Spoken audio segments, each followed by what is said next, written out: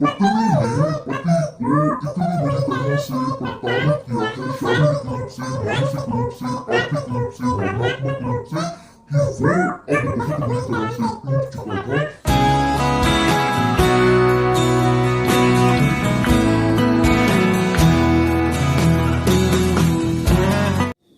आप सभी के सामने हर रोज एक नया सवाल आकर के खड़ा हो जाता है और इसी कड़ी में जब आपके सामने एक वैवाहिक जोड़ा इस मुकाम पर पहुंच जाता है कि दोनों म्यूचुअल कंसेंट के तलाक से शांतिपूर्वक अलग होना चाहते हैं, तो यहां पर एक जो सवाल सबसे ज्यादा आप सभी लोगों को परेशान किया करता है कि क्या म्यूचुअल कंसेंट के तलाक में आप दोनों के अलग रहने का कारण लिखना जरूरी होगा। लड़का कुछ कहता है, लड़की कुछ कहती है। कभी लड़का कारण न लिखे जाने पे परेशान होता है, तो कभी लड़की अपना अलग होने के कारण न लिखे जाने पर परेशान हुआ करती है। जी हाँ, आप सभी ने बिल्कुल ठीक समझा। आज के इस वीडियो में मैं आप सभी के साथ इन्हीं सब छोटी छोटी बातों पर चर्चा करने वाली हूं कि अगर आप भी इसी तरह से म्यूचुअल कंसेंट का तलाक लेने जा रहे हैं बहुत ही जल्दी, तो इसके अंदर क्या लिखवाना चाहिए और क्या नहीं लिखवाया जाना चाहिए। मैं एडवोकेट मोहिनी मोना आप सभी का पुनः स्वागत करती हूं और आप सभी देख रहे हैं अपना पसंदीदा चैनल मोहिनी मोना एडवोकेट। अगर आपने मेरे इस चैनल को अभी तक सब्सक्राइब ना किया हो या आप मेरे इस चैनल के लिए नए हैं, तो इसको जल्दी से जल्दी सब्सक्राइब कर दीजिएगा ताकि आपको इसी तरह के लीगल इंफॉर्मेटिव वीडियोस की नोटिफिकेशन सबसे पहले मिल सके। अब देखिए, शादी तो हुई बहुत धूम धड़ाके से, बहुत अच्छा आपके परिवार में दोनों के बीच में तालमेल भी रहा, लेकिन समय बीतते बीतते आप दोनों के बीच में थोड़ी सी मनमुटाव शुरू हो गया और ये तल्खियां इतनी ज्यादा बढ़ने लगी कि अब न तो पति को पत्नी का साथ गंवारा था और न पत्नी को पति का साथ गंवारा था, बल्कि हालात ये हो गए थे कि एक दूसरे का चेहरा देखते ही गुस्से में तनतना जाया करते थे। तो ऐसी स्थिति में जब आपने दाएं बाएं अपने परिवार के लोगों से, अपने जो भी मीडिएटर्स हैं, आपके जो पंचायत आपने बैठाई परिवारों की, या आपके दोस्त या आपके आस पड़ोस के लोगों से जब आपने बातचीत की, तो आपने ये पाया, आपको ये बिल्कुल भी गवारा नहीं था कि आप कोर्ट कचहरी के चक्कर काटें। तो आप दोनों ने आपसी निर्णय से ये कह दिया कि आप अब शांतिपूर्वक अलग हो रहे हैं। ये तो वो स्थिति हुई जब दोनों लोग के बीच में सिर्फ और सिर्फ वैचारिक मतभेद थे। लेकिन ऐसा भी तो बहुत बार होता है कि लड़की ने बहुत सारे केसेस किए हैं लड़के के ऊपर और उसके परिवार के अन्य सदस्यों के विरुद्ध, क्योंकि उस परिवार ने, उस पति के परिवार ने उस लड़की का जीना दुभर कर दिया था और आखिरकार केस चलते चलते चलते इस मुकाम पर पहुंचा कि उन दोनों ने आपसी समझौता कर दिया और अब आप म्यूचुअल कंसेंट के लिए तैयार हो चुके हैं। और एक स्थिति ये भी हो सकती है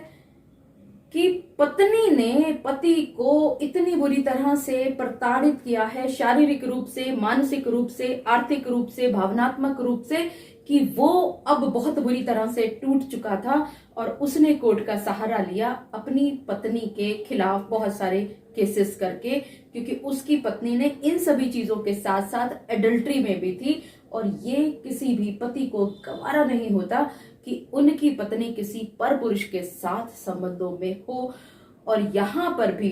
आप दोनों को ये लगे कि अब आपसी समझौते से तलाक ले लिया जाना चाहिए। मैंने आपके सामने 3 एग्जाम्पल्स रखे। एक एग्जाम्पल जहां पर सिर्फ वैचारिक मतभेद था, कोई केस नहीं हुए। दूसरा वो था जिसमें पति पक्ष ने लड़की को बहुत परेशान किया और पत्नी ने बहुत सारे केसेस उस पति पर और उसके परिवार के लोगों पर फाइल किए। और इसी तरह से एक मैंने उस केस का जिक्र किया जहां पर पत्नी ने इतना बुरा व्यवहार किया अपने पति पर कि उस पति ने अब कोर्ट के अंदर केसेस करके छुटकारा पाने की कोशिश की इस कलिहारी बीवी से। अब यहां पर आप पहुंच गए हैं उस मुकाम पर कि आप दोनों के बीच में अब म्यूचुअल कंसेंट के द्वारा तलाक लिया जा रहा है। अब आप दोनों पहुंच गए हैं उस मुकाम पर कि आप दोनों के बीच में अब आपसी सहमति से तलाक के लिए सहमति बन चुकी है। पहला एग्जाम्पल जिसमें आपने सिर्फ वैचारिक मतभेद के चलते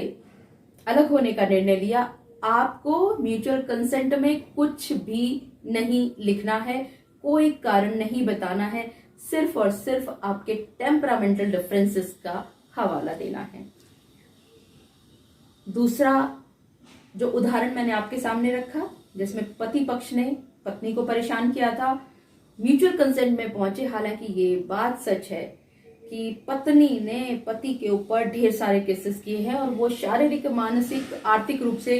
टूट चुकी है, भावनात्मक रूप से टूट चुकी है, और वो ये चाहती है कि म्यूचुअल कंसेंट के तलाक में ये बात लिखी जाए कि उसके पति ने उसको इस तरह से परेशान किया। लेकिन यहाँ आपको एक बात मैं बताना चाहूंगी इस वीडियो के माध्यम से कि आपको इस म्यूचुअल कंसेंट के तलाक में भी सिर्फ टेम्परामेंटल डिफरेंसेस, आपके एक दूसरे के प्रति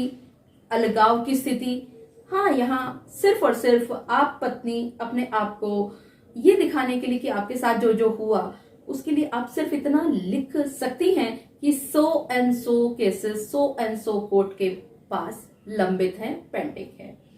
इसी तरह से तीसरा उदाहरण जिसमें मैंने आपको बताया कि पत्नी ने पति को परेशान करके रखा था और पति ने बहुत सारे केसेस, क्रुएलिटी के आधार पर तलाक,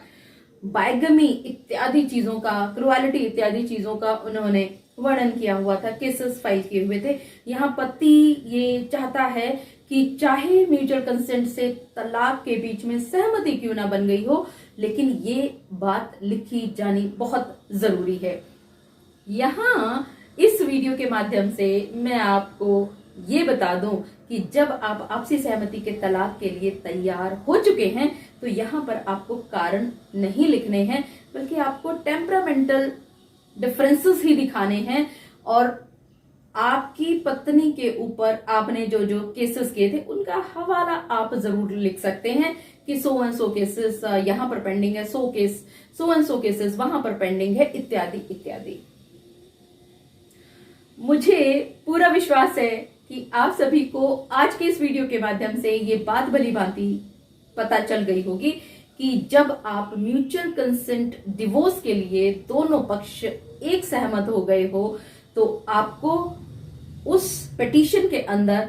एक दूसरे के ऊपर लांछन या एलिगेशंस नहीं लगाने हैं, बल्कि सिर्फ और सिर्फ आपने टेम्परामेंटल डिफरेंसेस का हवाला देते हुए बताना है कि अब आप एक दूसरे के साथ किसी भी हालत में नहीं रह पाएंगे। और क्योंकि ये एक ऐसी स्थिति बन गई है कि अब आपका एक दूसरे के साथ रहना असंभव हो चुका है, तो कोर्ट से आप गुहार लगा रहे हैं कि आप दोनों के बीच में आपसी सहमति के तलाक को